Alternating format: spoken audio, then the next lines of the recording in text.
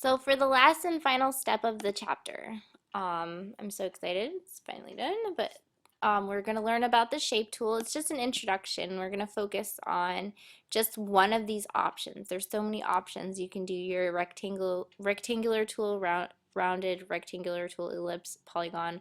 The rectangular tool can make square shapes or rectangle shapes. The ellipse tool can make circles, perfect circles, or ovals. It all depends on if you hold shift. If you remember before, when you hold shift, it kind of like keeps its proportions. So if you want a perfect circle, hold shift. If you want a perfect square, hold shift again. But we're not really going to get into these right now. For the lesson, they wanted us to address the custom shape tool, and then look over here in this section where they have these preset shapes that are like little icons that come with Photoshop. So you don't have to get them on iStock if you can find them in here.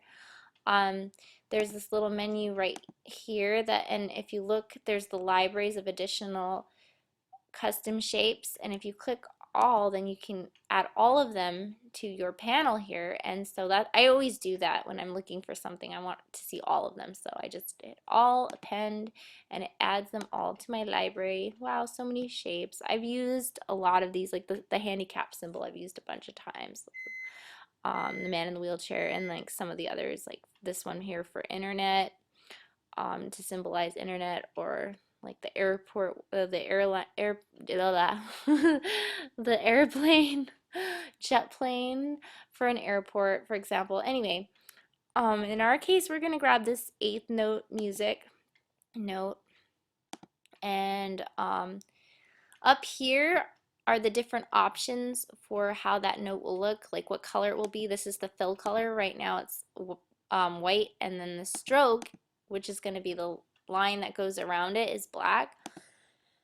So if I were to just draw it, hold shift to constrain the proportions, otherwise it's going to get too fat or skinny.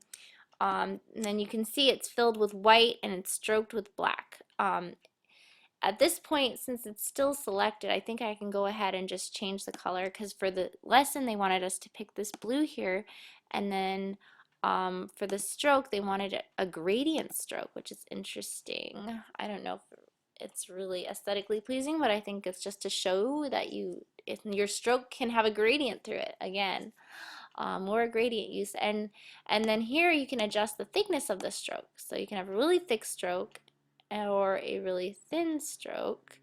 And I think you can have dotted strokes, dash strokes, or spotted strokes. Lots of different options. Oh, and here you can have whether the stroke will be outside the note only or somewhere centered, and then here the stroke stays within. So there's lots of different options. So for example, if my stroke was really thick and I had it just outside, that's what that would look like. And then inside, it would just become all stroke almost. And somewhere in the middle.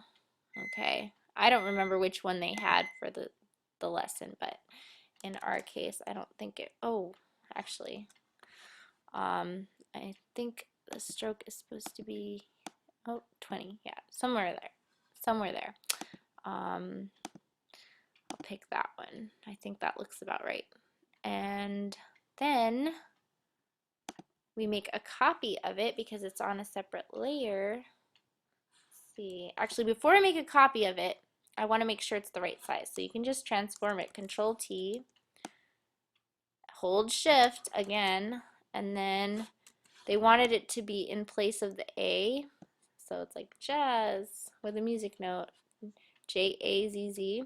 And then to copy it, you can just hold Alt and copy it, and you're done. Yay.